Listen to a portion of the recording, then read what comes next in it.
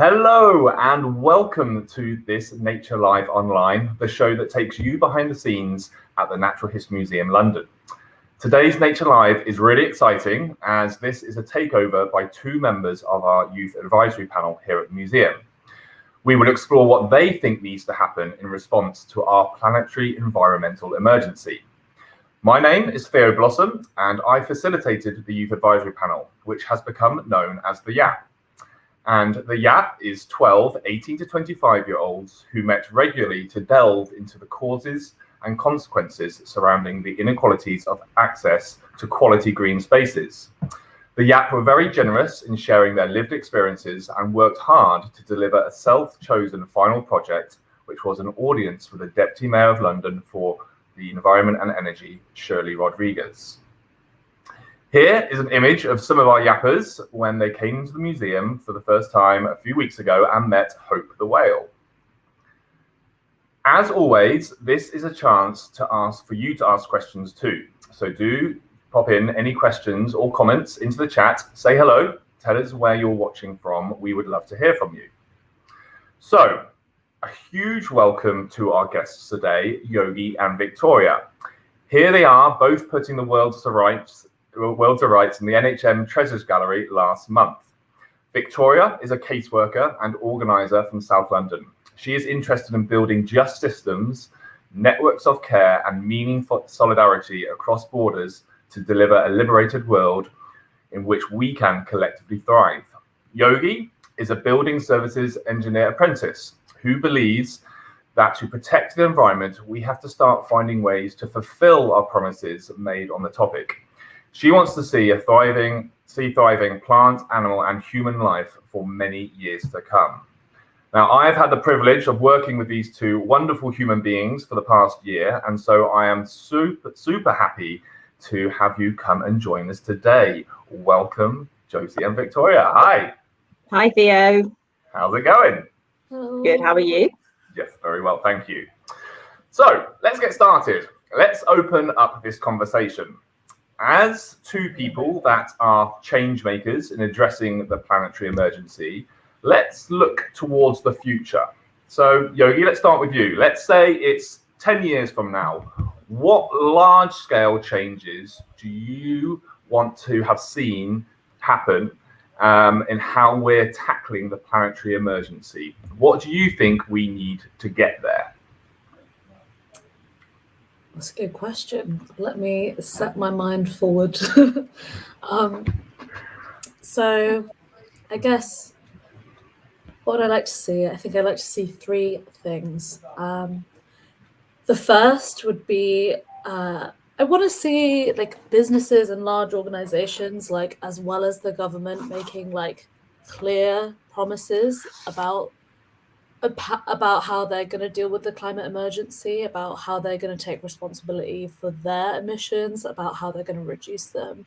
And alongside those promises, I want to see businesses ensuring that they have dedicated paid person hours, so that we know that this isn't just some like lip service to me, a person that has said I like the environment, but instead is something that can be actioned by their workers within work hours and doesn't rely on the like goodwill or the like enthusiasm of someone outside of what they do as their work. So I think like integrating that in would be great. The second thing I'd like to see is like less reliance on offsets to achieve like emissions targets, because bluntly, I don't think they work that well.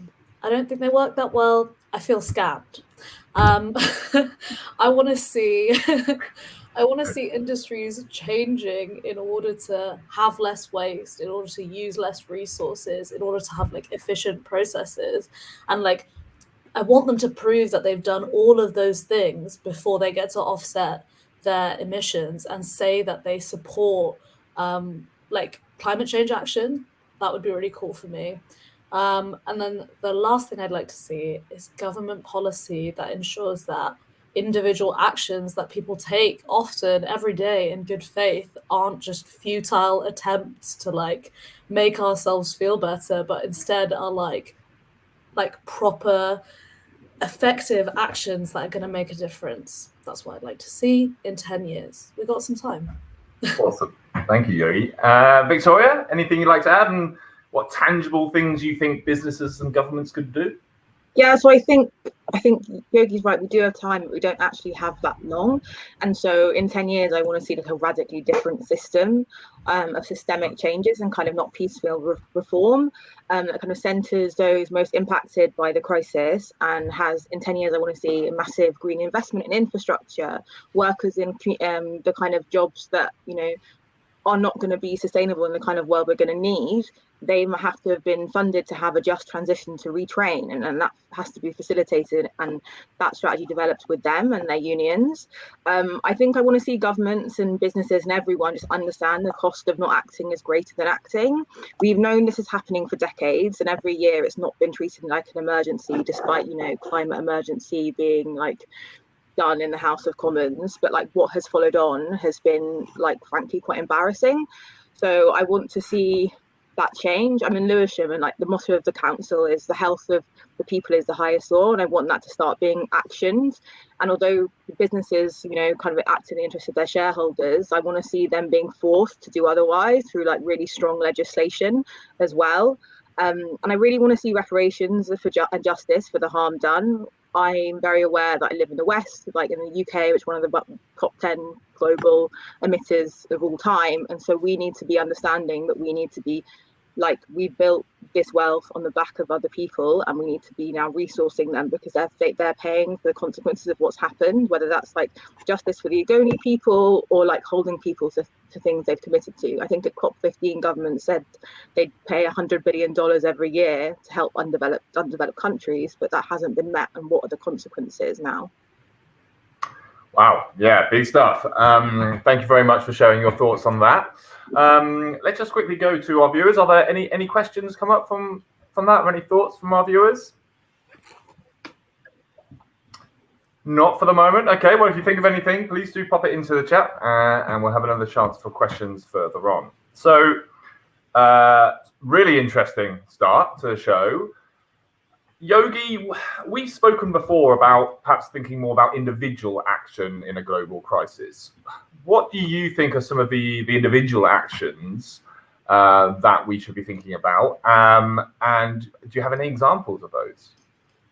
Yeah, so, well, I think at the moment, lots of us take lots of individual actions, whether in our lifestyle or like, just to pick one, I'll concentrate on like waste and recycling. People take good faith actions where they recycle their rubbish. It gets picked up, and previously it has turned out that that rubbish, that recycling, has just been shipped off to other countries by our government, knowing that this will not deal with the problem efficiently, where that recycling has been burned as like ordinary landfill waste. And what that demonstrates is that the problem isn't that people are not taking individual actions, but like that those actions aren't supported by like systems that ensure that instead of it being a futile action, that it is like multiplied to an effective change. And we can see that there are like really good and very simple ways of supporting things like recycling. If you look at Germany, there's systems where you can take like old milk bottles into supermarkets. They get pressure washed at a high temperature and reused for the same thing. And this kind of closed loop recycling is incredibly low energy. It's really effective, and it can have benefits for like things like businesses, because you don't spend loads of money manufacturing the bottle for your milk, for example. So it can like support us in lots of different ways and ensure that like the individual actions that people take are effective. Currently, I think the UK has a lot of work to do on this. We've seen supermarkets kind of shift towards having like recycling points for like thin plastic, which is cool, but I want to see more. I want to see more ambition. I want to see, something more supportive to individual action. Awesome, thanks, Yogi. Victoria? Yeah, I don't really have too much. I think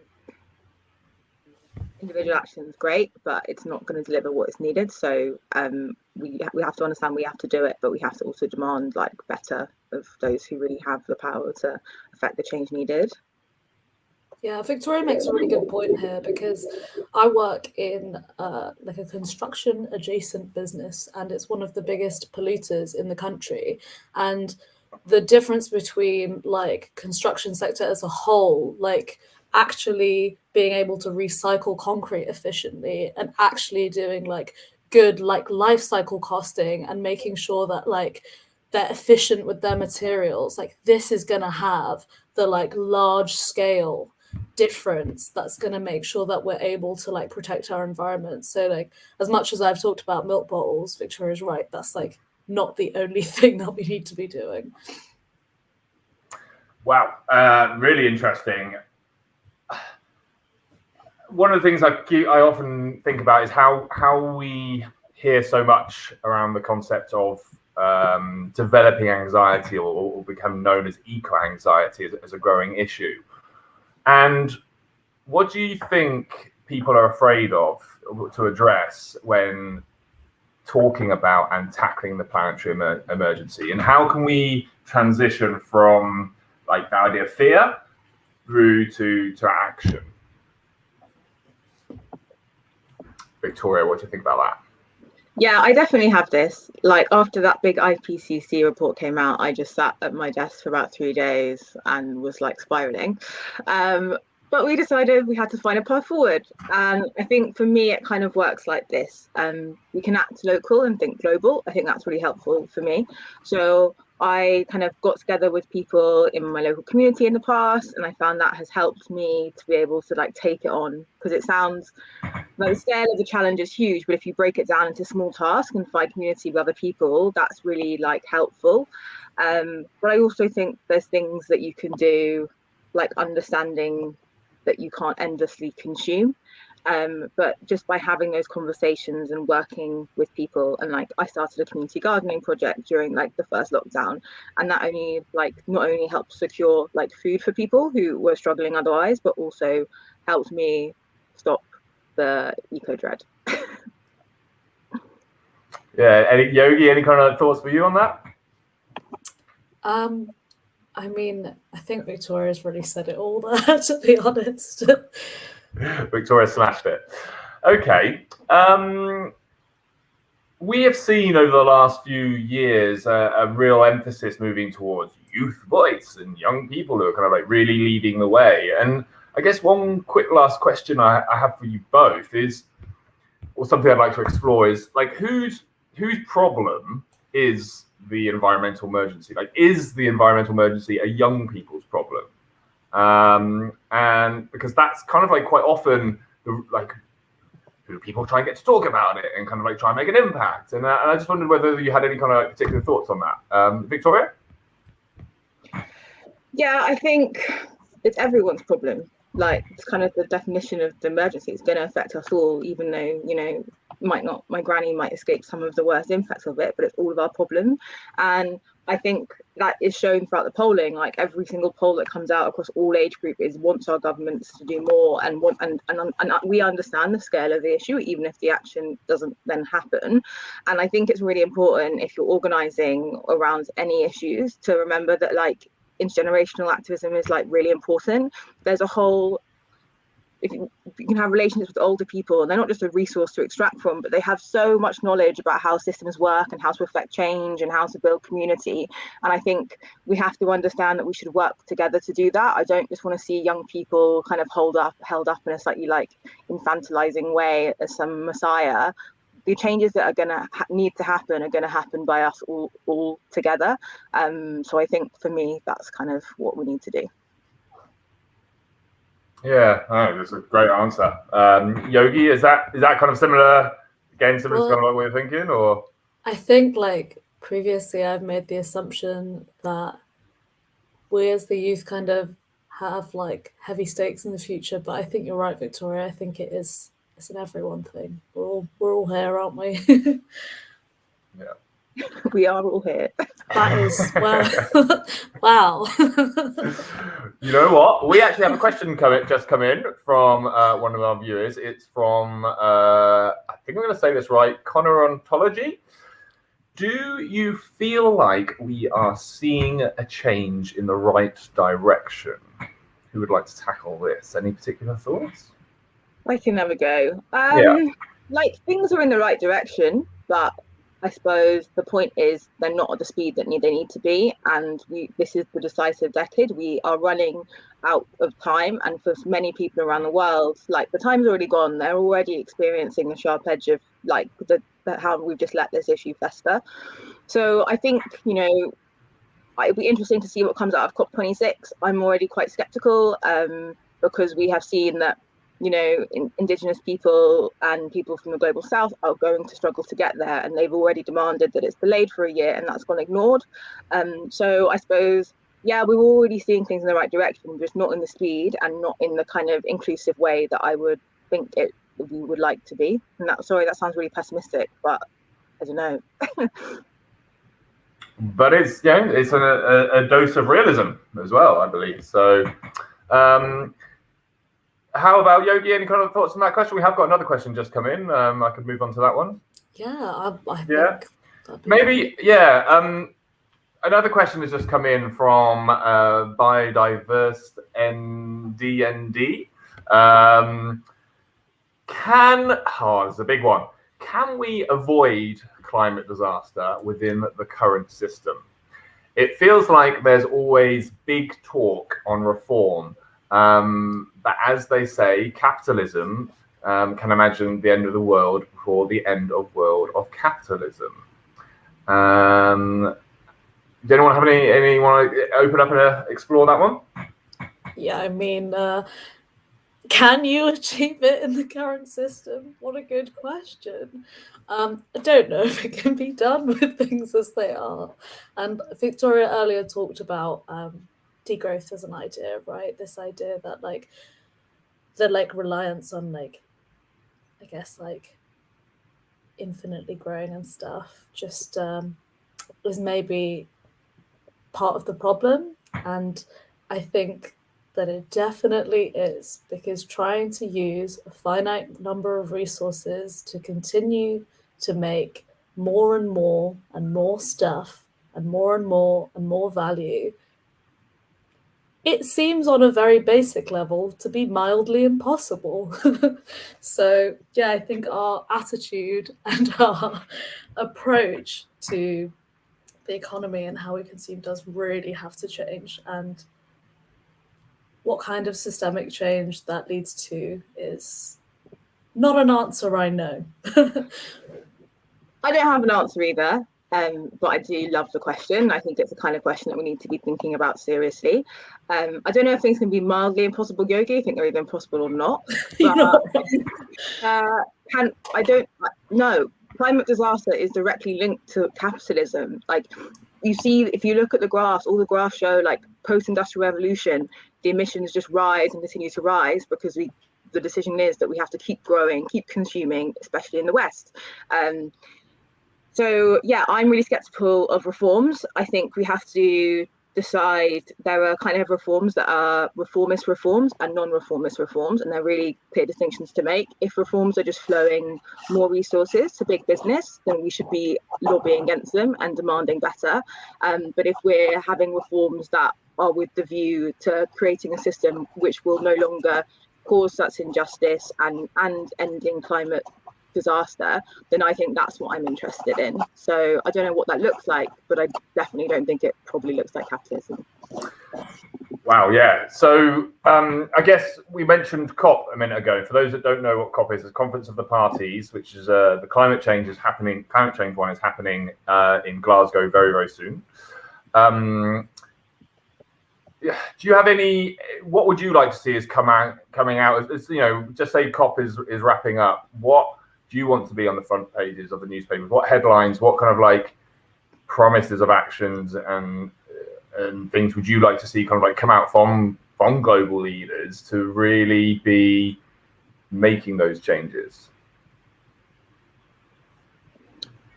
Yeah, I've not thought too much about what there's better people who are better informed and probably should be listened to more, but I just want to see big investments in people's future, both like in the UK and globally. I want to see some form of like reparations, like I said. I think that's key, and just like centering the voices of those communities most impacted.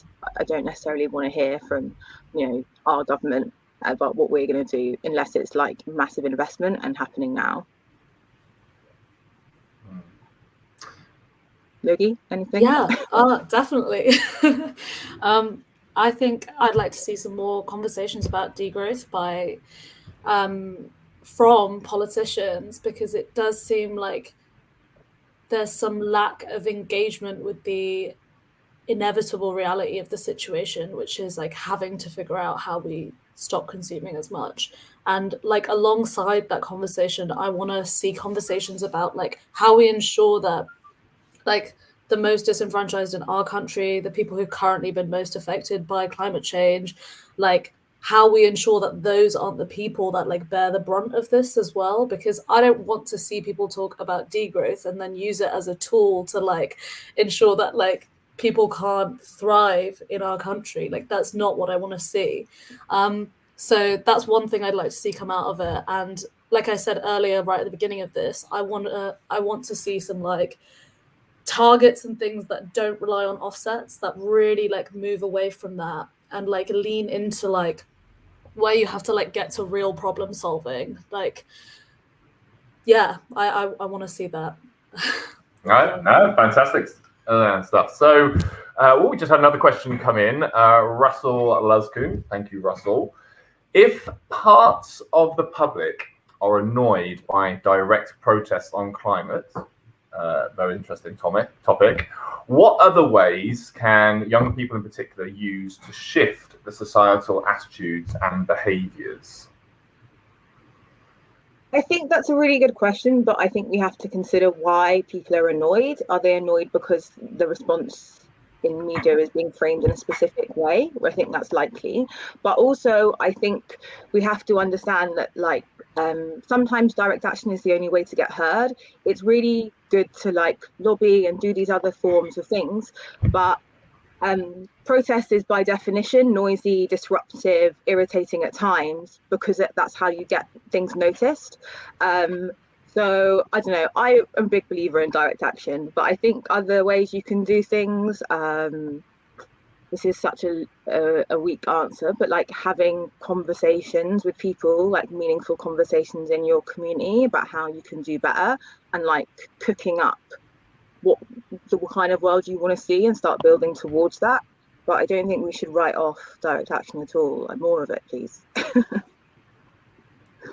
Yeah, just to follow that, like I agree with Victoria. Protest is an effective tool, and it is annoying, but it should be. And like as an avid letter writer to my MP, etc. myself, I would say definitely do that, because you might get an incredibly surprising and positive response. But I think the vast majority of people who have been using like the polite channels for many years now have found that the responses that they get from government are not satisfactory on the subject of climate, on the subject of air pollution in their cities, on the subject of like biodiversity in their like local areas, on the subject of emissions and industry pollution. Like, we're not getting good answers currently, which is why we protest. One other thing that I think is really, it's not quite like activism or direct action, but groups like the one Victoria set up and that lots of people in the city that I'm from, Bristol, set up, things like community gardens that like allow people to have like little oases of space where they like have like relationships with nature and like feel connected to it. They are really positive things. They're things that aren't going to necessarily like enact our political will, but maybe it's not all about political will, and it is about having a bit of natural world that people can get to and appreciate as well. Yeah, wow, fantastic answers, both of you. We're actually coming kind of to the end of our time today, which is sad. it has been fantastic to talk to you on this topic. So thank you very much, Victoria and Yogi. This is a hugely important conversation that we could unpick for eternity here. And so it shouldn't stop here. So everyone listening, please talk to your friends, talk to your family, colleagues, MPs, and businesses local to you. Every conversation is a useful conversation when we're talking about saving our planet. So I'd just like to say thank you one more time to Victoria and Yogi, and enjoy the rest of your Tuesdays. Thanks, guys. And thank you to the rest of you for joining us. Thanks, as always, for your questions, and I hope that you have enjoyed the show.